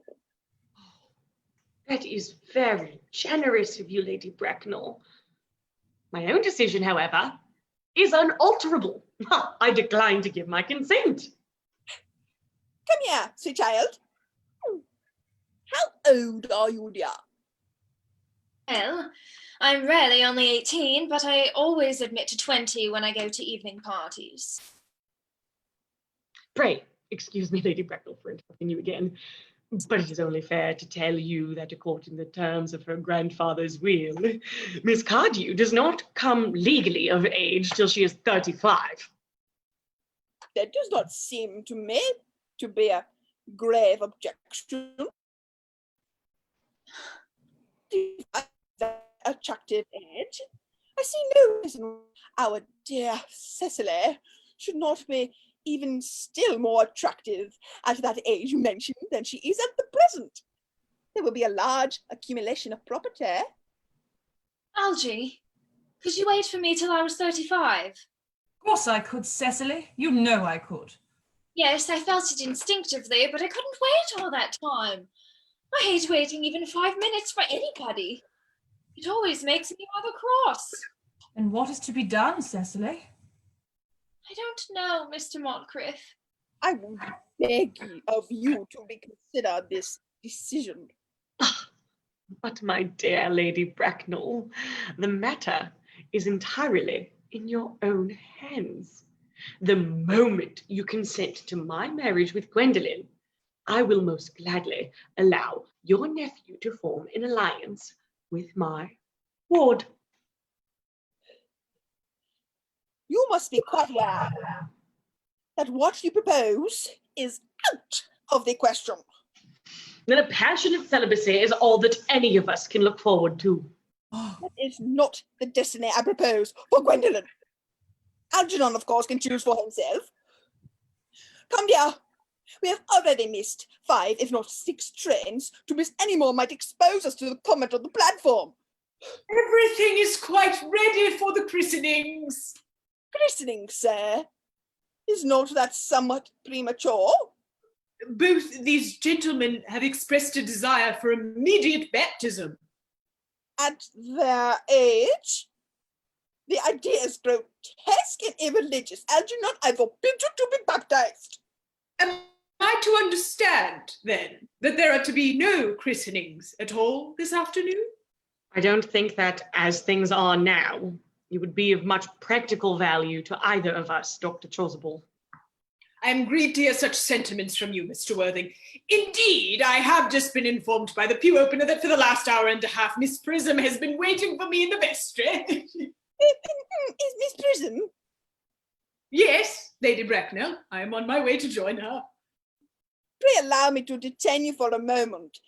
This matter may prove to me to be of vital importance to Lady Bracknell and myself. Is this Miss Prism a female of repellent aspect remotely connected with education? She is the most cultivated of ladies and the very picture of respectability. Oh, it is obviously the same person. May I ask what position she holds in your household? I am a celibate, madam. Miss Prism, Lady Bracknell has been, for the last 3 years, Miss Cardew's esteemed governess and valued companion. In spite of what I hear of her, I must see her at once. Let her be sent for. She approaches. She is nigh. I was told you expected me in the vestry, dear Canon. I have been waiting for you there for 1 hour and 3/4. Prism. Come here, Prism.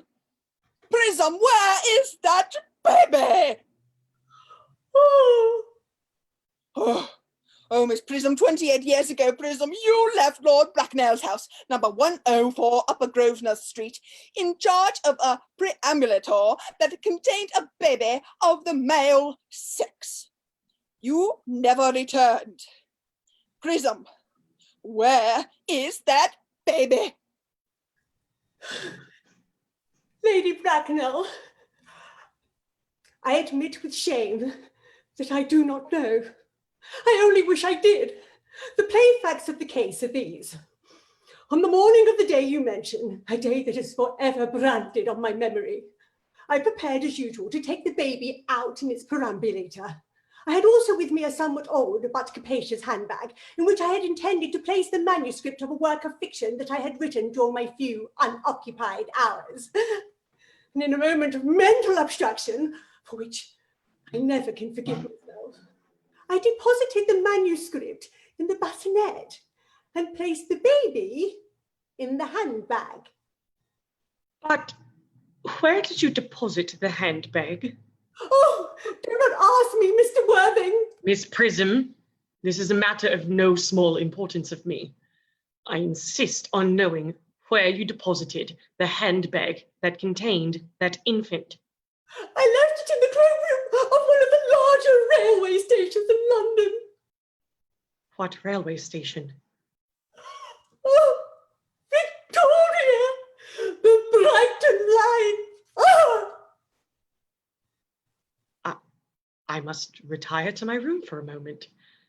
Gwendolen, wait for me here. You are not too long. I will wait for you all my life. What do you think this means, Lady Bracknell? I dare not even suspect Dr. Chasuble. I need hardly tell you that in families of high position, strange coincidences are not supposed to occur. They are hardly considered a thing.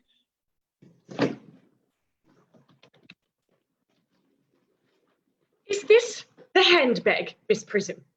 Examine it carefully before you speak. The happiness of more than one life depends on your answer. Oh, it seems to be mine. Oh, yes, here is the injury I received through the upsetting of a Gower Street omnibus in younger and happier days. Oh, and here, at the lining, is the stain caused by the explosion of a temperance beverage, an incident that was occurred in Leamington. Oh, and look, yes, here on the lock, my initials. I had forgotten that in an extravagant mood I had them placed there. Oh, this is undoubtedly my bag. I am so delighted to have it restored back to me. It has been a great inconvenience being without it all these years. Miss Prism, more is restored to you than this handbag.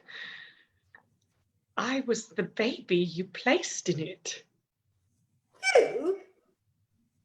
Yes! Mother! Mr. Worthing, I am unmarried. Unmarried.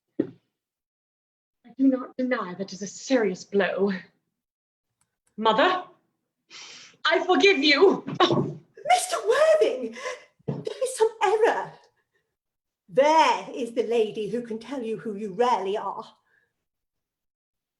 Lady Bracknell, I hate to seem inquisitive, but would you kindly inform me who I am? I am afraid the news I have to give you will not altogether please you. You are the son of my poor sister, Miss Moncrieff, and consequently, Algernon's elder brother. Alger's elder brother. And I have a brother after all. I knew I had a brother. I always said I had a brother. Cecily, how could you have doubted that I had a brother? Oh, Dr. Chasuble, my unfortunate brother. Miss Prism, my unfortunate brother. Gwendolen, My unfortunate brother. Algy, you young scoundrel. You will have to treat me with more respect in the future. You have never behaved to me like a brother in all your life. Well, not till today, old boy, I admit. I did my best, however, though I was out of practice. I own. But what own are you? What is your Christian name now that you have become someone else? Oh, good heavens. I'd quite forgotten that point. Your decision on the subject of my name is irrevocable, I suppose. I never change, except in my affections. A noble nature you have, Gwendolen. Then the question had better be cleared up at once. Aunt Augusta, a moment. At the time when Miss Prism left me in the handbag, had I been christened already? Every luxury that money could buy, including christening, had been lavished on you by your fond and doting parents. Then I was christened. That is settled. Now, what name was I given? Let me know the worst. Being the eldest son, you were naturally christened after your father. Yes, but what was my father's Christian name? I cannot at the present moment recall what the general's Christian name was. Algy, can you recollect what our father's Christian name was? My dear boy, we were never even on speaking terms. He died before I was a year old. His name would appear in the army lists of the period, I suppose. The army lists of the last 40 years. I hear. Generals. Oh, what ghastly names they have. Markby, Migsby, Mobbs, Moncrieff. Lieutenant, 1840. Captain, Lieutenant Colonel, Colonel, General, 1869. Christian names. Earnest John. I always told you, Gwendolen, my name was Earnest, didn't I? Well, it is Earnest after all. I mean, it naturally is Earnest. Yes. I remember now that the general was called Ernest. I knew I had some particular reason for disliking the name. Ernest, my own Ernest. I felt from the first that you could have no other name. Gwendolen, it is a terrible thing to find out suddenly that all his life a man has been speaking nothing but the truth. Can you forgive me? I can, for I feel that you are sure to change. Oh, my own one! Letitia! Frederick, at last! Cecily, at last. Gwendolen, oh, at last! My nephew, you seem to be displaying signs of triviality. On the contrary, Aunt Augusta, I've now realized for the first time in my life the vital importance of being earnest.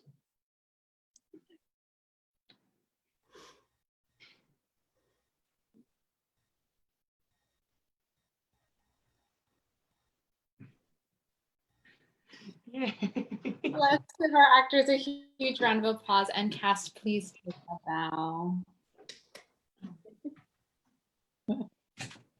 Thank you so much for joining us this evening. Now, I forgot to mention something very important at the beginning of our show, and that is that we have a tip jar. We have a tip jar on Venmo. So if you would like to support this wonderful cast and the organization that we're donating to with this show, which is the Rainbow Youth Alliance in San Bernardino, California, which is an LGBTQ+ nonprofit that supports youth and their families.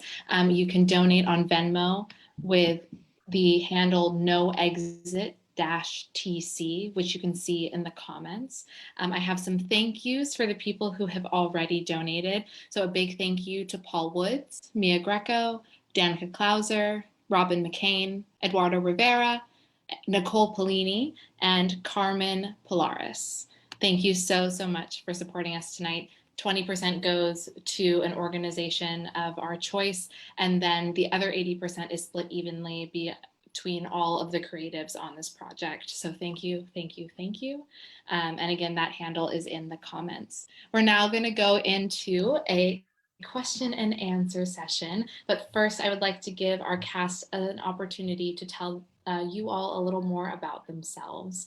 So we will go in the same order that we did when we introduced ourselves, and without further ado, the cast. Hi, I'm Caitlyn Elliot, she, her, or they, them pronouns. I played Algernon. I live in Orlando, Florida with my fiance and my adorable cat, Enoch, and I spend a lot of my time writing. I'm actually finishing my first ever novel right now, so that's my big creative project for quarantine. But yeah, I love working on theater. This is my first performance in a while, so it's nice to get back in the groove a bit, and I loved it. It was great. Hi, my name is Paige Belcher, they, them. I live in Chicago, Illinois. I have 2 roommates. One of them is the Honorable Gwendolen. The other one is my dear friend, Courtney. She's right there, you can't see her. But I've been living here for like 3 years. I got a BFA of acting from Florida Atlantic University, as have some of my fellow friends out here. And I currently, I came out here and I went to Second City and did the whole conservatory thing and have done a bunch of sketch comedy and a bunch of improv. And now during this quarantine, I'm sort of trying to figure out how to take all of these things that I've learned and make them do anything that makes sense and feels good. And currently that's drag and writing and nonsense. So that is me and what I do. Cameron. Oh. Pause. Sorry, Cameron. Just really quick, if you do have questions for our cast and want to start sending those in as we're introducing and learning more about each other, you can type those in the comments. I'm Cameron. I'm from San Francisco. I was gonna put a funny background, but I reset my computer recently and all my backgrounds got erased. At least I have this hat. Super cool. Hi everyone, my name is Marley Mathias, she, her, hers.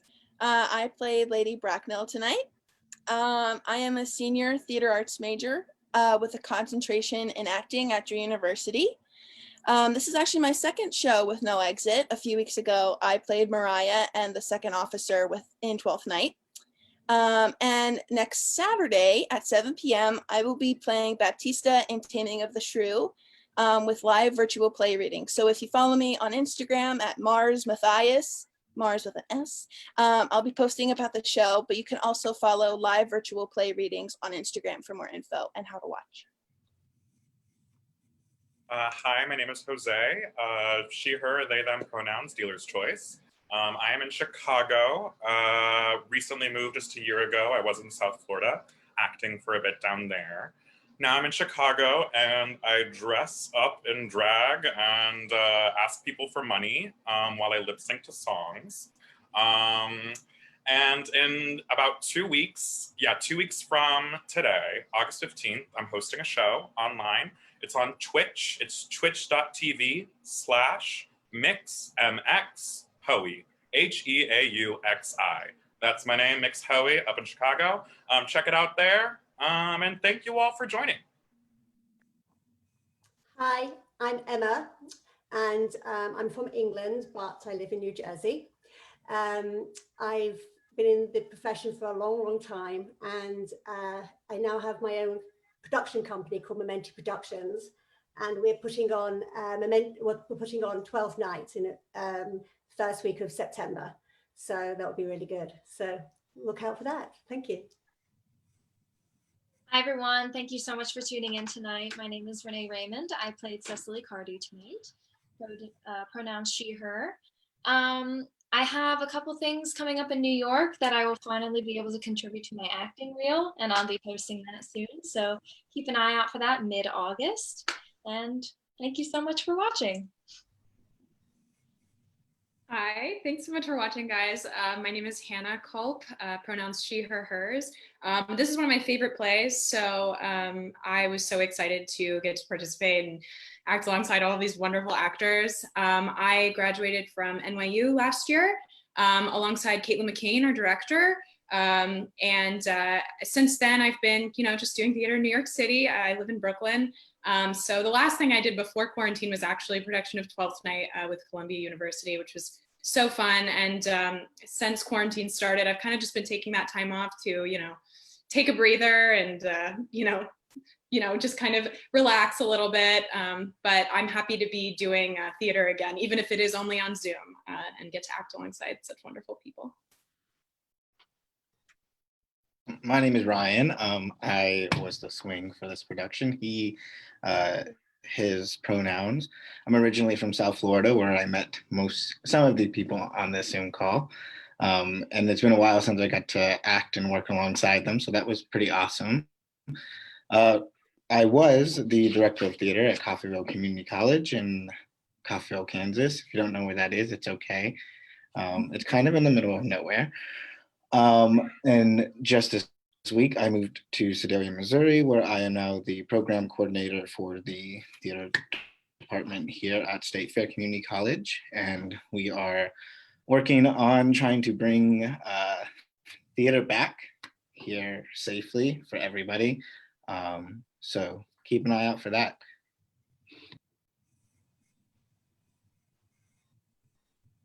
Thank you all so much for sharing a little bit about yourselves. A little bit about me. My name is Caitlyn McCain, she, her. I directed this production, and I am a resident director with No Exit, so I will be directing a piece once in every mini season. I am an actress and teaching artist in New York. I work with New York City Children's Theater as a teaching artist and also an artistic associate, creating some digital programming for young people in this new age of digital engagement. And it was really just a thrill to work with these wonderful artists. So please give them a virtual round of applause. We're going to feel this energy. I have a few more thank yous, some new donations that we received from Robin Peel and Elizabeth Price. Thank you so much. Keep submitting to that tip jar. Thank you, thank you. And we do have a few questions here. So I have my phone looking at the comments. So the first one is from Scott. He says, I want to tell everyone that this performance was stellar. I saw chemistry between Caitlyn and Paige, ? That was absent from some professional sharings and stage and physical space. So I think that's just a lovely compliment. So, and to establish in Zoom, so snaps. A question from Eliana. What do you hope to see for the theater community going forward? What do you hope to see for the community, the theater community going forward? I mean, what? That's like inclusion. Yeah. I've performed in this country, I've performed in Britain as well, and there's not enough inclusion. And I've been performing since the 90s. And whenever I brought inclusion into my shows, we were shut down in the 90s and in the early 2000s. So, and we're just now at 2020, and there is inclusion happening, but it's not enough. And now that we're doing it digitally, this needs to move on to film and TV, because we are bringing, in a sense, I think the theatre community is now taking control of what we're producing, because it's free in the sense that we're doing it at home, we're not renting theatres. So we have more chance of bringing the inclusion that is necessary on film and TV as well. And it is happening, but it needs to happen much faster than it is, including the writing that we're using as well. That's my point. I'm done. Okay, there we go. I think in this age of like Zoom productions, what has come up was like a very big accessibility issue when it comes to theater. Zoom has allowed like it to reach certain audiences that may not be able to go to the theater. And I think that conversation should be definitely opened up and explored more as we move forward. How do we achieve such a level of accessibility and still maintain like the live theater aspect, still maintain that, all of that stuff. But definitely this right now has like, I think affected that conversation a lot.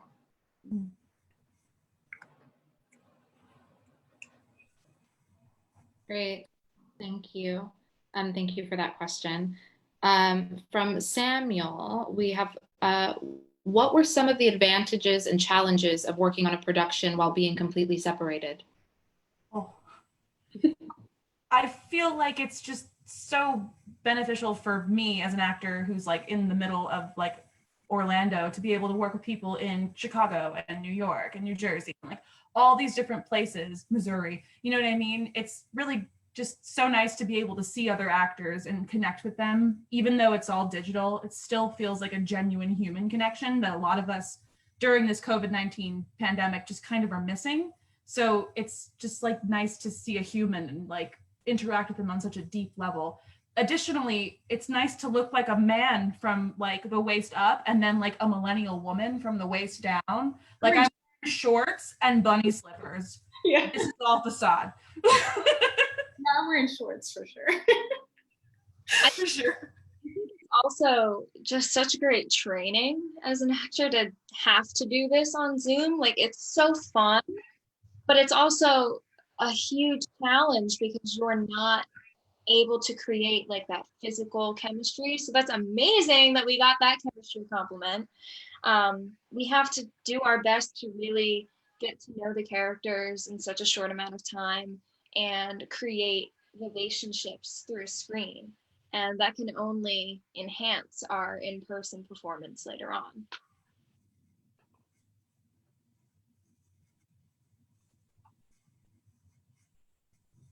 Thank you. I have another tip jar. Thank you for Abby N. Thank you so much. And we've got one more question here from Scott for specifically Lady Bracknell.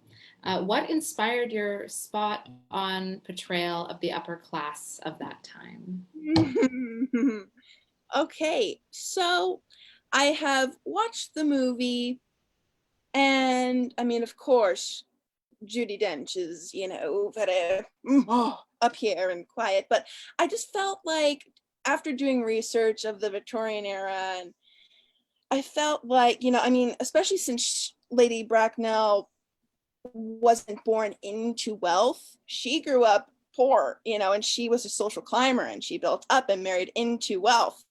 And so because they live in this age of faces, you know, like we kind of do now, I felt like there needed to be some depth to her, and she was really, you know, I really wanted to show that she was really putting on a show, you know, and really like trying to go with society. Yeah, I think that's how I did it. Thank you so much. I'm just making sure that we don't, Scott has always wanted to play that role. So Scott, much fun, yeah. I feel like it's everybody's dream at some point. That's one of my favorite things about this show is that I've never met an actor who doesn't want to be in this in some capacity. And I think that says a lot about it. That is all of the questions for the evening. Thank you all so much for joining us tonight and sticking with us and for donating and supporting our art. And we appreciate you and we hope to see you at future shows in the coming weeks. Please visit our Facebook page and all of the information about the collective is there. Join us for upcoming events and thank you so much. Have a wonderful evening.